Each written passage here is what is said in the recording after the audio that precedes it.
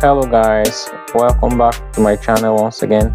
In today's video I'm going to talk about the dynamic island. It's been more than a year since the explosive introduction of the dynamic island on the iPhone. It started with the iPhone 14 and then now we are on the iPhone 15, 15 Plus, Pro and Pro Max. And ever since the introduction of the dynamic island, there has been a lot of speculations about what the dynamic island can do and if we're actually using it for real and if the dynamic island was not a gimmick.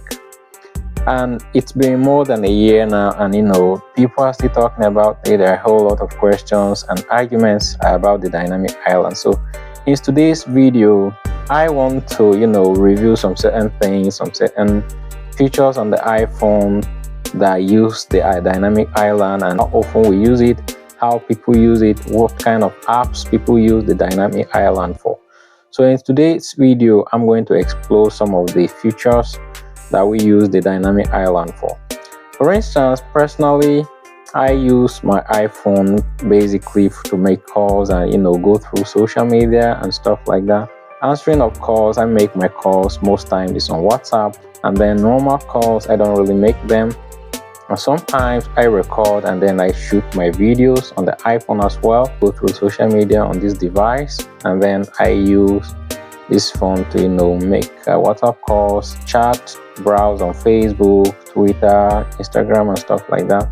And there are a whole lot of things here about the dynamic island and what kind of features are people using the dynamic island for. There's another thing.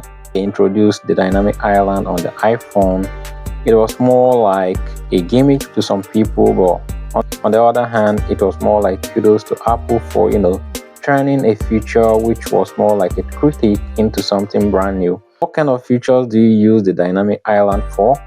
I mean, personally, if I'm going through music, the question about how often we use it still remains. It's more like what can the dynamic island do?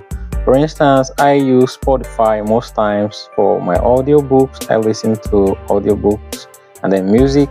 So if you're going through music and stuff like that, you cannot play your music and then you just minimize and it goes to the dynamic island and something like that. And then if you just tap something, it comes back. So one thing that I use the dynamic island for is this, on the Spotify. When I'm using Spotify, I just drag some of these things here and then they just go there. But if you kind of stop whatever you are playing on Spotify and it doesn't minimize, when you stop it. When I'm answering calls, stuff like that, if I make a call and then it goes back, it goes there as well. So I use two important features on this thing and stuff like that. So it goes there, but if I'm making call on WhatsApp and my music is playing, it just goes over there and then the music minimized to the other side. I'm recording on the app as well, the dynamic island as well. So but in most cases I could say sometimes I even forget in a day that I have dynamic island on my phone, because when it came out I love using my phones two hands, but there are other people who love using their phone just one hand. And then if you're using your phone with just one hand, it's very difficult trying to travel all the way from the bottom of your phone to the top of your phone to tap it up, stuff like that. So if you're playing music, listening to audiobooks and you minimize it, and if you're using like the 6.1 inches iPhone and stuff, that's cool. You can navigate through it with just one hand. But if you're using the Pro Max, which are quite bigger, the 6.7 inches and stuff, you have to use the second hand, or it's kind of way difficult for you. But overall I use Spotify when I'm playing music.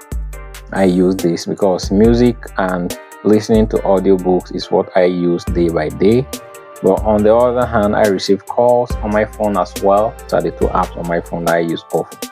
So I don't know about you guys, but most times, in most cases, I even forget like I have something like this on my phone. But of course, a lot of people out there that are still using it, but I don't know there's still a whole lot of people who don't even use the dynamic island, or who don't even remember that there's something like that there. So I don't know, what's your take about the dynamic island in 2024 with the iPhone 14 and now the iPhone 15?